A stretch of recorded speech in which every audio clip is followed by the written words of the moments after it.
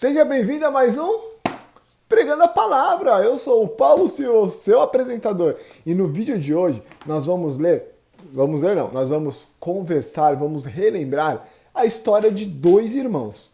Então, antes de mais nada, se inscreva aqui no canal, deixe seu like, compartilhe o vídeo com as pessoas que você sabe que tem irmão. Então, editor, roda a vinheta!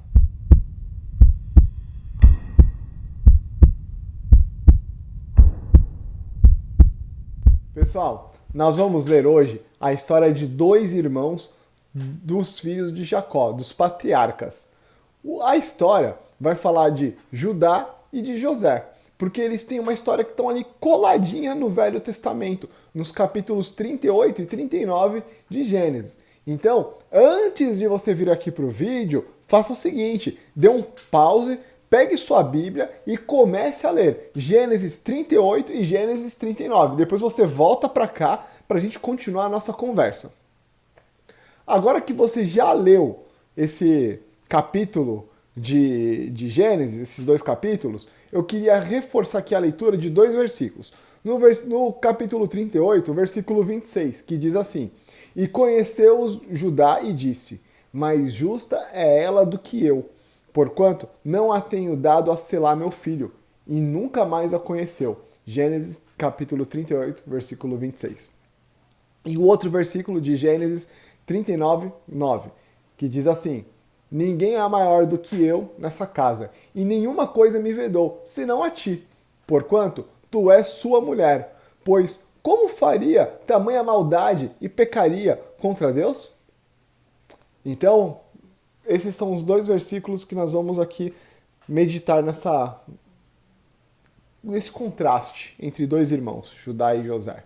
Mas antes de mais nada, quero dizer para você que é muito importante, muitíssimo importante, que você procure uma igreja local que pregue a Bíblia, que pregue a palavra e você participe dela, tenha comunhão nessa igreja. Porque nós não podemos aprender e crescer apenas assistindo vídeos no YouTube e lendo a palavra de Deus em casa. A palavra de Deus é muito importante, mais importante do que tudo, mas nós também precisamos estar em comunhão com nossos irmãos. Beleza? Então, antes de mais nada, vamos lá começar a nossa conversa rápida aqui sobre esses dois irmãos. Então, vamos lá.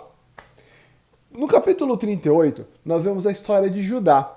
Judá, ele casou com uma mulher que não era da família de Abraão, ali dos seus parentes, ele casou com uma mulher cananita, né? Ou seja, ele não seguiu ali o que os seus antepassados, o seu pai, o seu avô e o seu bisavô tinham feito, que é procurado uma mulher da terra deles.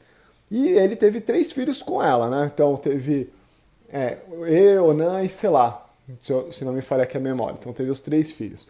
O mais velho morreu, ele era casado e morreu. O segundo também morreu. Sobrou o terceiro que ia casar com a viúva, para dar a continuidade da descendência. Só que Judá se esqueceu. O tempo passou, Judá provavelmente ali estava prosperando, né, economicamente falando, estava crescendo, estava celebrando algumas coisas. Então, dado o momento, ele vai para um lugar distante, onde ele acha que ninguém conhece ele acha que ali ele vai ser um desconhecido, acha que pode fazer tudo, e ele vai lá e encontra uma mulher e vai lá pros finalmente com ela. Ele achando que era uma prostituta, né? Então ele pegou alguns bens dele e entregou para ela como resgate, né? Para quando ele fosse de fato pagar para ela pelos trabalhos, né? Então o tempo passa, depois se descobre o quê? Que a nora dele, a nora dele estava grávida. Aí ele falou, manda matar. Ela tá viúva. Como que tá grávida? Aí ela vai lá e mostra de quem que é o pai da criança. E aí ele descobre que é ele mesmo, né? Então, Judá, ele achou que estava sozinho ali, escondidinho, ninguém ia saber de nada. E olha o que aconteceu. Puf, ele foi pego no seu próprio erro, na sua própria má conduta. Mas, enquanto isso, lá no Egito, o que aconteceu com José? José ele não estava indo tudo bem com ele, porque ele tinha acabado de ser vendido pelos seus irmãos para uma caravana de ismaelitas. Depois ele aparece lá na casa do Potifar. Na casa do Potifar as coisas começam a melhorar para ele. Ele começa a ser um grande administrador na casa do Potifar. E tudo ali ele que controla. Menos, é claro, a esposa do Potifar. Porque essa aí, pô, é a mulher dele, né? Não vai nem mexer, não vai nem olhar para ela. Só que o que aconteceu? A própria mulher do Potifar começou a instigar José. Começou a mexer com José. E José, diferente de Judá, o que ele faz? Ele pensa assim, não, eu não vou, não é porque não tem ninguém olhando que eu vou pecar contra Deus. Essa mulher é casada, eu não vou participar dessa situação aqui, desse adultério. Não vou, não quero. Só que o que aconteceu? Na hora que ele fugiu, a capa dele ficou para trás. E aí ele pega e ele é jogado na prisão. Ainda bem que não morreu. Por quê? Porque Deus estava com ele, não permitiu que ele fosse morto ali. Mas aqui nós vemos o contraste, né, dos dois irmãos, de Judá e de José. Judá pensou que quando não tinha ninguém vendo, ele podia ir lá e fazer uma coisa errada. José, por outro lado, ele lembrou, não, eu sirvo a Deus, o Deus do meu pai, o Deus do meu avô, o meu Deus do meu bisavô. Ele falou, ele sabe que isso é errado. Então, José, ele se comporta de forma diferente de Judá. A situação que Judá estava passando, provavelmente era uma situação muito mais confortável que a de José.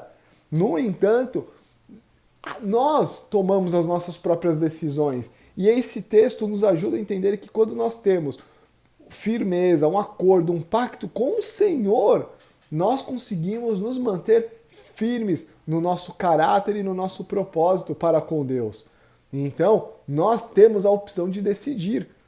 No futuro, nós sabemos que tanto Judá como José foram abençoados, porque eles se recuperaram, se regeneraram dos seus problemas. O que aconteceu com José? José foi o salvador da sua família. Se não fosse por José, toda a família de Jacó iria perecer ali na terra que eles estavam morando.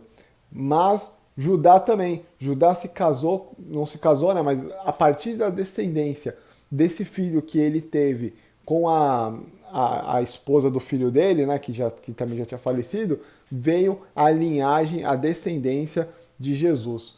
Então Deus, ele pode nos ajudar a nós nos levantarmos dos nossos erros, mas para isso nós devemos nos arrepender, nós devemos mudar a nossa direção.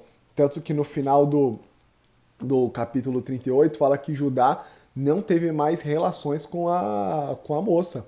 Ele falou, eu errei, vou cuidar, é meu filho, mas não vai continuar. Era só realmente para continuar a descendência. E hoje nós também podemos tomar essa decisão. Nós erramos, nós podemos errar, mas quando nós colocamos o nosso erro diante do Senhor e nos convertemos, nos deixamos aquele erro, Deus vai nos abençoar. Deus vai nos ajudar a vencer o pecado. E com José é a mesma coisa. Mesmo que você ainda não tenha feito nada errado, Deus vai dar a você força para você continuar andando, trilhando os caminhos do Senhor. Então, essa é a reflexão que eu gostaria que você tivesse hoje sobre os dois irmãos, duas situações, duas escolhas. O que você vai escolher para a sua vida. Se você assistiu esse vídeo até aqui, é claro que eu vou pedir para você comentar aqui embaixo. Escrever assim, eu escolho ser como tal, como Judá ou como José. Quero saber como você quer ser. Eu prefiro ser como José, né? Já ser abençoado, já andar logo no caminho do Senhor. Mas isso aí é cada um de nós, porque a tentação é pesada. Nós temos que estar nos alimentando, a palavra do Senhor. Então, Deus os abençoe.